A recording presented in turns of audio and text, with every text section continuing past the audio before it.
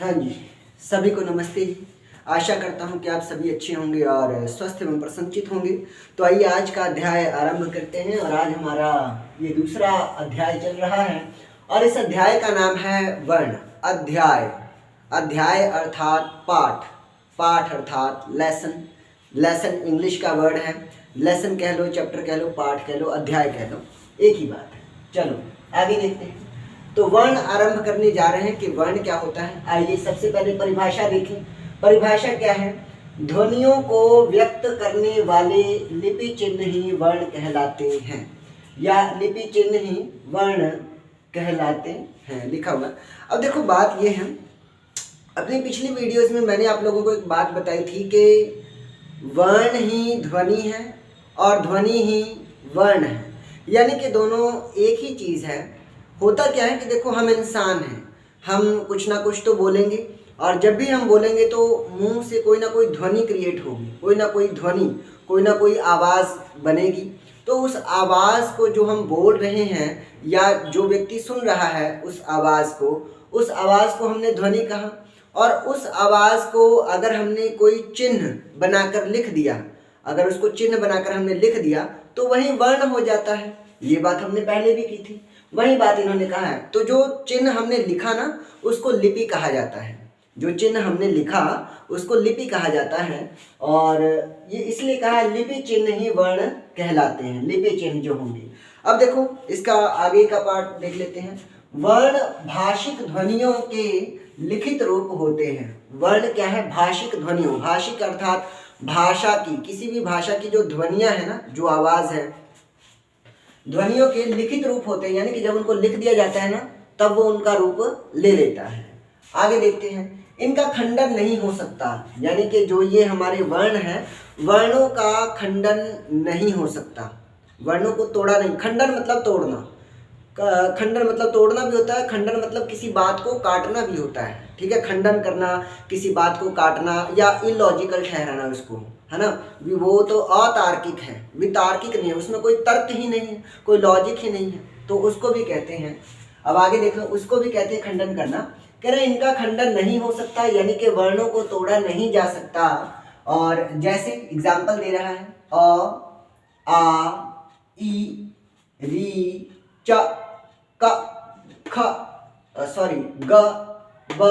अब देख रहे हो आप कि इन सब के नीचे ना ये हलंत लगा हुआ है। ये देखो अ, आ, ई, री, यहाँ तक तो हलंत हमने नहीं लगाया क्योंकि ये हमारे स्वर हैं, ये स्वरों के एग्जाम्पल हैं। और आगे देखो च में हलंत लगाया है, हल चिन्ह का प्रयोग किया गया है। जिस भी वर्ण के नीचे हल चिन्ह लग जाता है वो वर्ण आधा हो जाता है, उसका उच्चारण आधा ही होता है। ये बात हम पहले भी कर चुके हैं। तो च के नीचे हमने हलंत लगा दिया तो क्या हुआ? आधा च। अब देखो क में हलंत लगा दिया, आधा क।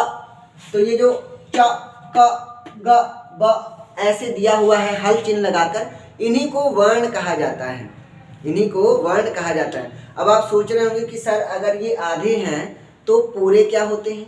लेकिन कुछ लोग तो ये भी सोच रहे होंगे कि सर यहाँ पे आपने हल चिन्ह लगा दिया। हमने भी बचपन में हिंदी पढ़ी थी, उस समय तो हमने कोई हल चिन्ह नहीं देखा था, हम पूरा पढ़ते थे क से कबूतर, ख से खरगोश, ग से गमला। भाई वो बचपना था ना, वो बचपना था। अब आप जवान हो गए हो, अब आप बड़े हो गए हो, तो अब आपको वो बड़े लेवल से ही सिखाया जाएगा। ठीक है, बचपन में क्या होता है, बच्चा छोटा होता है तो उसको आधा पूरा ये चीज़ समझने में कठिनाई होती है, तो सीधा रटा दिया जाता है कि हाँ जी इसको क बोलना है, इसको ख बोलना है। अब क्या है, अब आपको पता होना चाहिए कि अगर हल चिन्ह लगा दिया तो ये आधा हो जाएगा, और अगर हल चिन्ह हमने हटा दिया तो फिर ये पूरा बन जाएगा, तब जाकर ये पूरा होगा। अच्छा, पूरा होगा कब?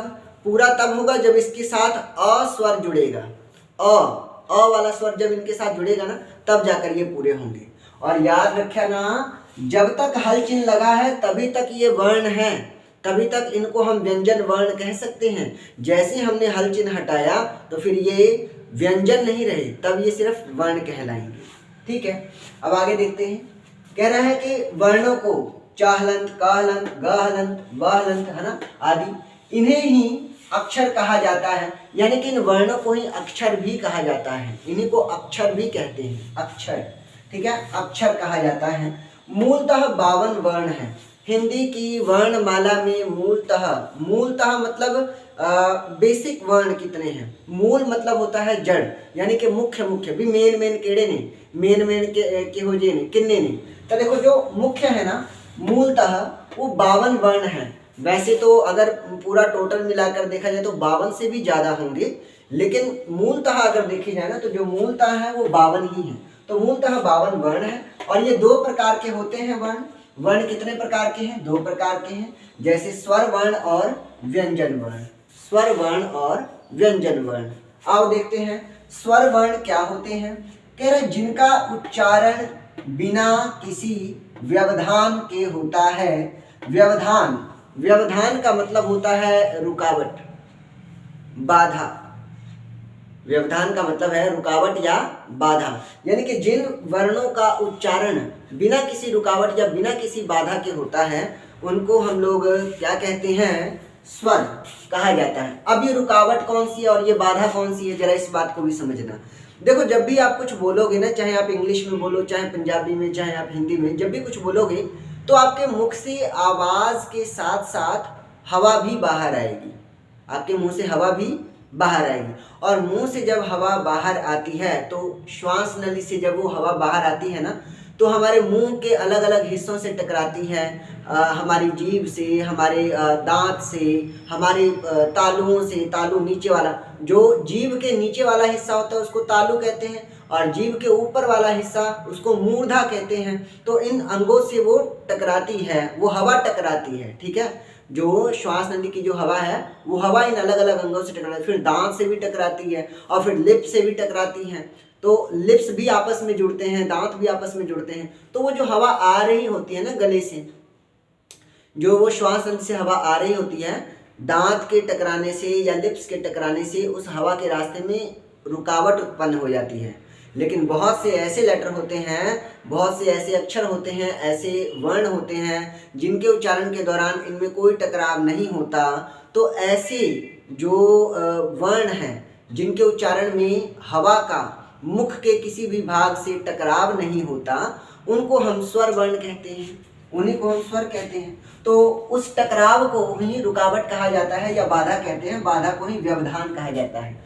भी इनके उच्चारण में बिना किसी, ये इनका उच्चारण बिना किसी व्यवधान के होता है, भी कोई रुकावट नहीं होती, इसमें हवा बहुत आसानी से बाहर निकल जाती है। और इसमें ना तो हमारे दांत आपस में टच करते हैं और ना ही हमारी जीभ ऊपर नीचे तालु या मूर्धा को टच करती है, और ना ही हमारे लिप्स, हमारे जो ओंठ हैं या जो होंठ हैं या जो छद है, रदन है, रदपुट है, अधर है, ये सारे के सारे पर्यायवाची हैं।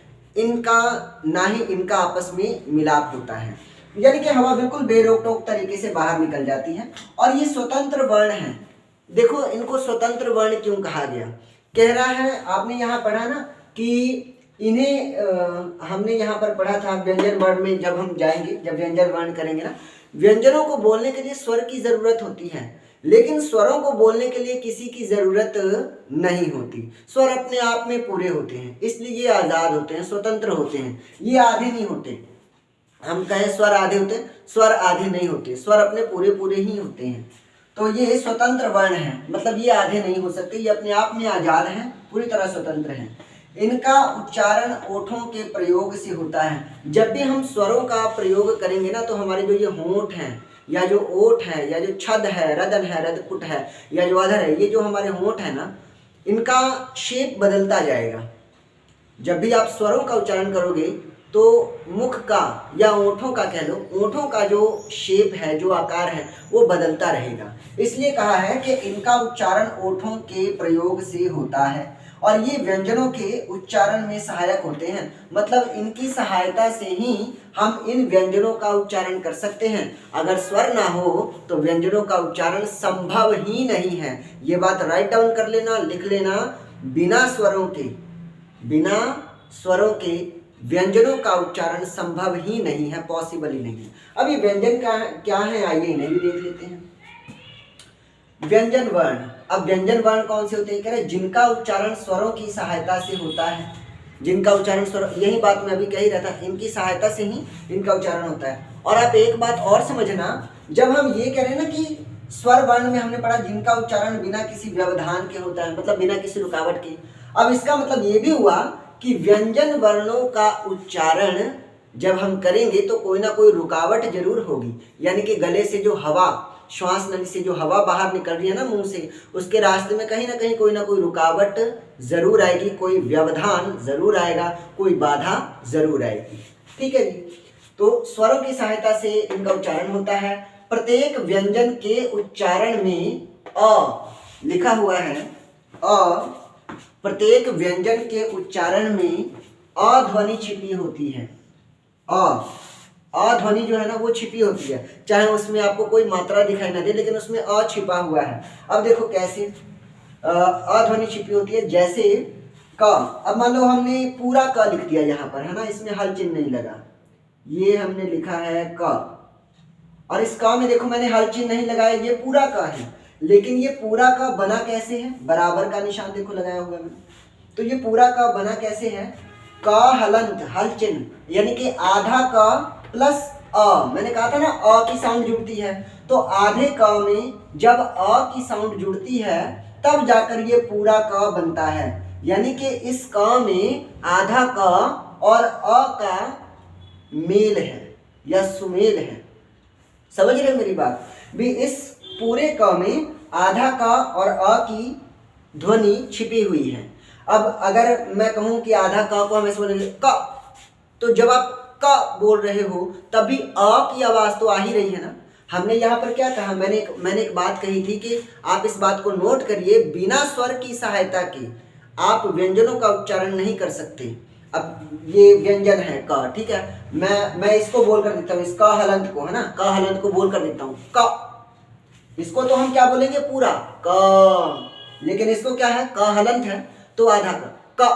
लेकिन जब आधा भी आप बोलोगे ना क, तभी अ की आवाज तो आएगी ही। तो ये जो अ है ना, ये इसके साथ जुड़ा ही रहेगा, तभी ये हम बोल पाएंगे।